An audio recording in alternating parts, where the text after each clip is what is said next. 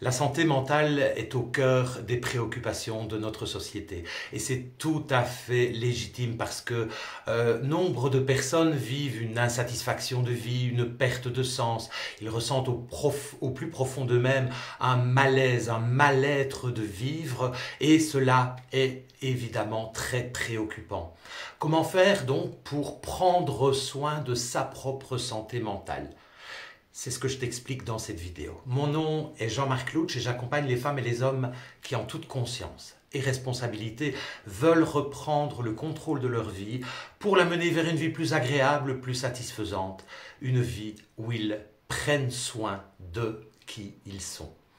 Alors, la première des clés, puisqu'on parle de santé mentale, sera évidemment de mettre de la conscience sur ses propres pensées. On sait très bien que nos pensées créent notre réalité. Et donc, en fonction des pensées que l'on va générer, eh bien, notre réalité va être telle ou telle. Mettre de la conscience sur ses pensées, c'est donc arrêter le pilote automatique qui gère nos pensées. C'est revenir aux commandes de nos pensées. Pour mettre de la conscience sur ses pensées, évidemment, c'est tout un apprentissage. Il existe pour ça des outils, notamment le décodeur de pensée, que je t'expliquerai dans un live qui sera mis en ligne dès ce soir. Et dans ce live, je te présenterai le décodeur de pensée et je te montrerai comment l'utiliser et comment débusquer toutes les pensées cul-de-sac qui polluent ton cerveau. Donc mettre de la conscience sur ses pensées, évidemment que c'est la première des clés et c'est sans doute la plus importante pour gérer ce qui se passe dans notre mental et ainsi prendre soin de sa santé mentale. Sachant que, et c'est la deuxième clé, sachant que nos pensées génèrent nos émotions et si on n'est pas parvenu à mettre de la conscience sur les pensées, eh bien notre émotion sera notre second guide, parce que les émotions sont vraiment des moteurs, des boussoles qui nous indiquent notre température émotionnelle. Et quand on sait que les pensées nous poussent ou pas à l'action ou à la réaction, et que ces actions ou ces réactions ou ces non-actions amènent des résultats, eh bien c'est effectivement un deuxième endroit qu'il est important d'interroger. Se mettre donc à l'écoute de ces émotions et apprendre ce qu'elles ont à nous enseigner pour nous servir réellement de ces boussoles que l'on a à l'intérieur de nous. La troisième clé, eh bien, il s'agira de se mettre à l'écoute de nos propres besoins. On a tellement tendance à vouloir répondre aux attentes de la société, aux attentes de son patron, aux attentes de son conjoint, aux attentes de ses enfants, aux attentes de, que l'on en oublie bien souvent que nous aussi, il y a des besoins que l'on a à satisfaire. Prendre donc le temps de se mettre à l'écoute de nos propres besoins pour ensuite se mettre en chemin pour les satisfaire, c'est la troisième clé que je propose. La quatrième clé, eh bien, elle va t'inviter à bannir absolument toute généralisation. Lorsqu'on généralise, eh bien évidemment, on fait d'un cas isolé ou d'un événement spécifique, on fait une généralité. Ainsi, à partir d'un événement qui pourrait se produire dans notre vie, on va dire « Oh, ça ne va pas, il n'y a rien qui va, ça ne marche jamais ». Évidemment, avec de tels discours, on généralise et on fait d'un cas particulier une règle, une constante. Il sera donc intéressant de revenir aux éléments spécifiques et à les considérer comme tels des éléments spécifiques desquels il ne s'agit pas de tirer des règles générales.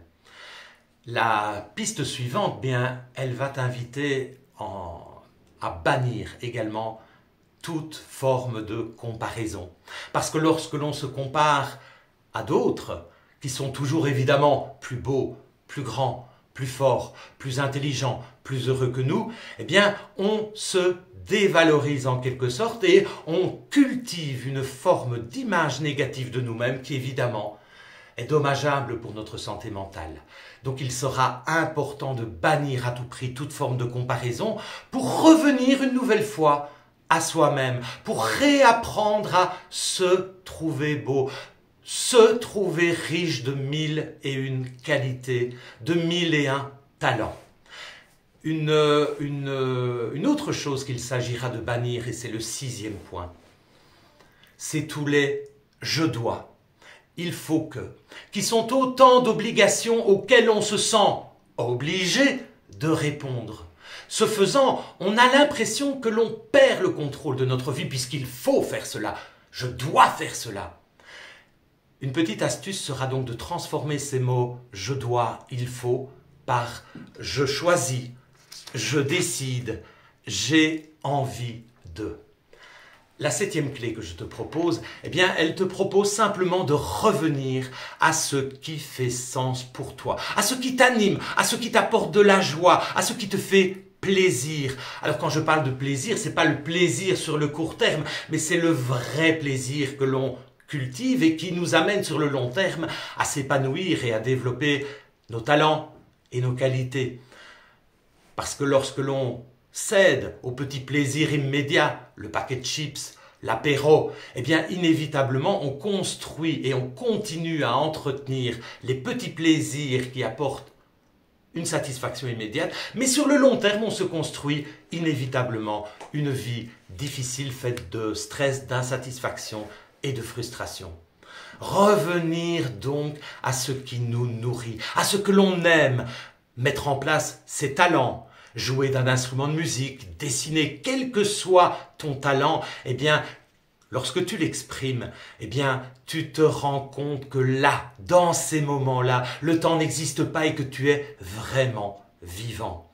Quoi d'autre pour, évidemment, développer une santé mentale positive? La 8e piste, eh bien, elle va t'inviter à rire, à sourire. Quelqu'un a dit, on ne sourit pas parce qu'on est heureux, mais on est heureux parce que l'on sourit.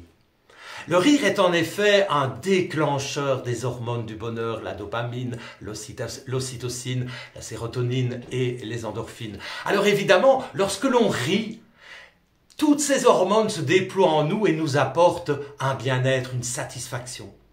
Alors qu'il y ait une raison de rire, ou qu'il n'y ait absolument aucune raison de rire. Rire, et se forcer peut-être même parfois à rire, est une clé magique, vraiment magique, qui va apporter à notre corps un bien-être. Donc, tu ne peux pas ne pas sourire. Et je crois qu'il faut vraiment même se forcer à rire, ou rire pour des riens, parce que en faisant cela, tu cultives vraiment ton propre bonheur. Alors la 9e clé, eh bien, elle va t'inviter à ne pas t'encrouter dans ton canapé, à ruminer, mais à prendre tes affaires et à aller faire du sport, te promener, te défouler, sortir à l'extérieur. Évidemment, on ne sort pas à l'intérieur. Voilà, ça c'était pour le petit moment de rire. Donc, sortir de chez toi, prendre l'air, prendre le grand air, marcher, dépenser de l'énergie. Ça, tu vas voir que en dépensant cette énergie, en fait, tu vas la récupérer, multiplier. Voilà, c'était donc les 9 premières pistes. La 10e, elle est un peu à part, pour la simple et bonne raison que ces pistes, tu peux les mettre en place et tu peux les installer relativement facilement. Alors bien sûr, ça demande un peu d'entraînement. Mais cet entraînement, il vaut vraiment le coup sur la longueur. Mais si malgré tout, et c'est la 10e proposition que je te fais, si malgré tout tu te rends compte que ta santé mentale est en train de péricliter, que chaque jour te rend de plus en plus lourd, de plus en plus malheureux, je ne peux que te conseiller de faire appel à quelqu'un. Que ce soit un ami à qui tu vas pouvoir te confier, que ce soit un psychologue qui pourra t'accompagner, ou que ce soit un coach, peu importe la personne que tu vas choisir pour t'accompagner. Mais ne reste pas seul avec cette santé mentale polluée. Parce que en restant seul, en fait, tu augmentes cette santé mentale pourrie. Alors que quand tu t'ouvres, quand tu mets des mots sur ce qui se passe, inévitablement, cela peut t'aider. Voilà, j'espère vraiment que cette vidéo va permettre à beaucoup de personnes de réactiver leur fabuleux pouvoir, parce que c'est un pouvoir, de se créer à eux une meilleure santé mentale. C'est vraiment l'intention que je pose et j'espère vraiment que cette vidéo va faire du bien à beaucoup de gens et que beaucoup de personnes vont donc se mettre en route à la recherche de cette santé mentale renouvelée et souriante et joyeuse. Je te dis à très bientôt pour une prochaine vidéo. N'hésite pas à t'abonner à ma chaîne YouTube pour découvrir les autres contenus que je peux proposer, à commenter cette vidéo, à la liker, parce que ce faisant, tu permets à plein de gens d'eux aussi découvrir ce que je propose. Je te dis à très bientôt pour un autre contenu.